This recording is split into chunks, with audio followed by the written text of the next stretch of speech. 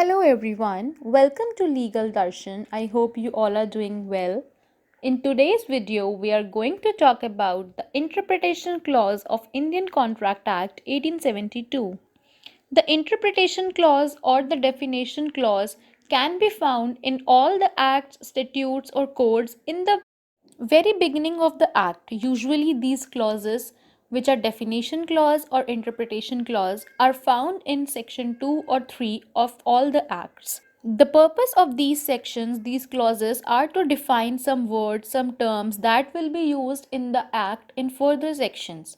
So today we are going to talk about the interpretation clause of Indian Contract Act, which is contained in section 2 and contain further 10 clauses from A to J defining terms like agreement, proposal, etc.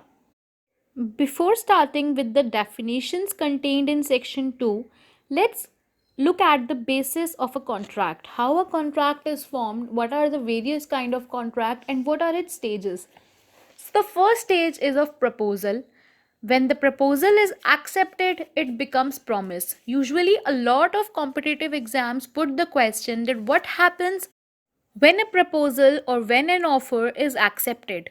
It becomes the promise, but there are options like it becomes promise, it becomes agreement, it becomes contract, and people get confused and take the wrong option. So the right answer will always be promise. After an offer or a proposal is accepted, a promise stage comes up. It does not lead to agreement. Promise is an intermediary stage which comes when a proposal is accepted.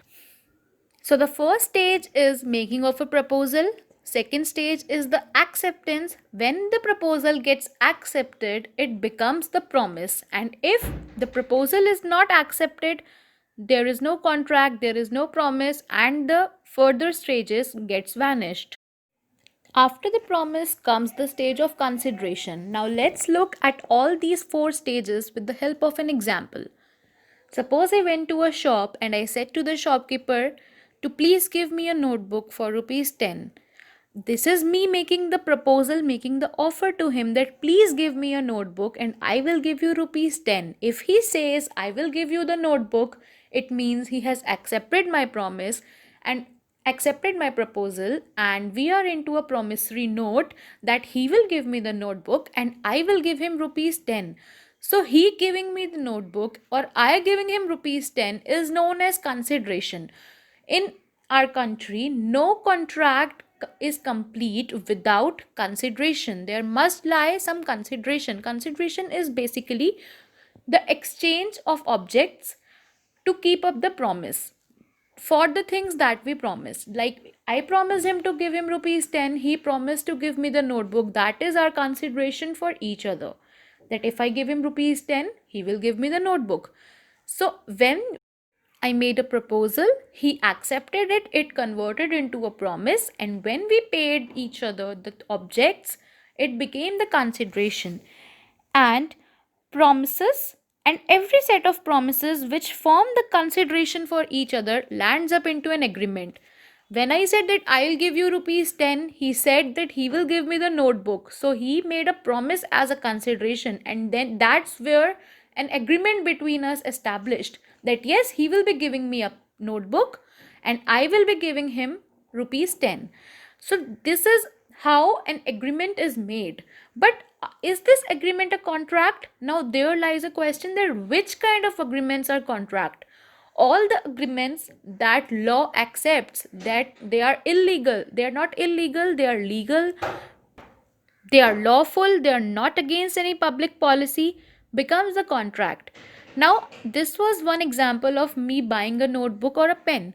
What happens when I say, like, I tell to a person Y that please kill X and I will give you rupees 1 lakhs. Now he goes and kill X and I did not give him 1 lakh. Can he sue me in the court? He cannot, because there was an action which included immorality, which included illegality. Killing someone is void. Killing someone is not legal in the eye of law. So the agreement held no value before the law. Such agreements which are not enforceable by law, which cannot be protected by law because either they are illegal or their objects are uncertain, becomes void agreement. Void agreement are the agreements which are not enforceable by law and hence they will not form a contract. When an agreement is enforceable by law, it becomes a contract. And sometimes, in some situations, there may be circumstances that when the contract is enforceable at the option of one party only. Such kind of contracts are contracts, but they are called voidable contracts. Moving on further, clause A to J defines various terms. Number one is proposal or offer, we can say that when one person signifies to another his willingness to do or abstains from doing anything with the view of obtaining the assent of the other to such act or abstinence, he is said to make a proposal or an offer. When the proposal gets accepted, it becomes a promise as defined in clause B.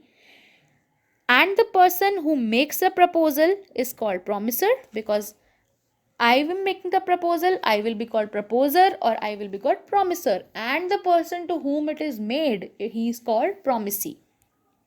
When at the desire of promiser, the promisee or any other person has done or abstained from doing, does or abstains from doing, or promises to do or abstain from doing something, past, present, or future, such kind of act or abstinence or promise is called the consideration for the promise. Now, here it is defined in clause D of section 2 what is a consideration.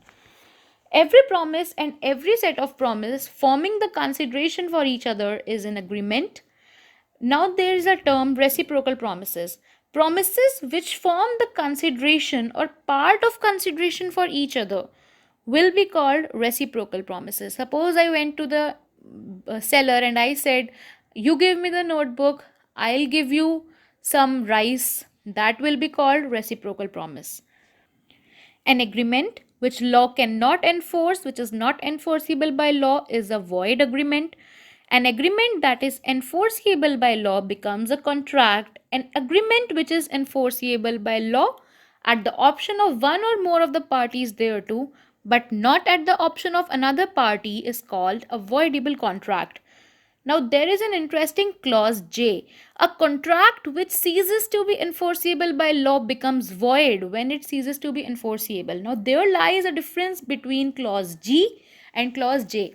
Clause G talks about agreements which are void ab initio, void from the very beginning, like which cannot be enforced. But let's say there was a contract between me and X that he will supply me almonds from Pakistan and I will supply him cashews from India. So now what happens? War occurs and there is a ban on trades. So there was a contract because that had a legal object, supplying of goods from one boundary to another. But since there was a ban on trades after 10 years of our contract, and that we carried on no further contracts or no further actions with Pakistan, so that demolished my contract also. So that contract now could not be enforced due to circumstances and hence became void.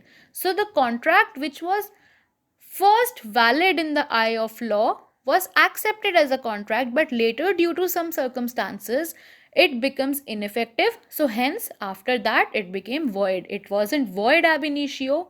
Void ab initio are only agreements, but the contract which ceased to exist due to some circumstances, they become void contracts.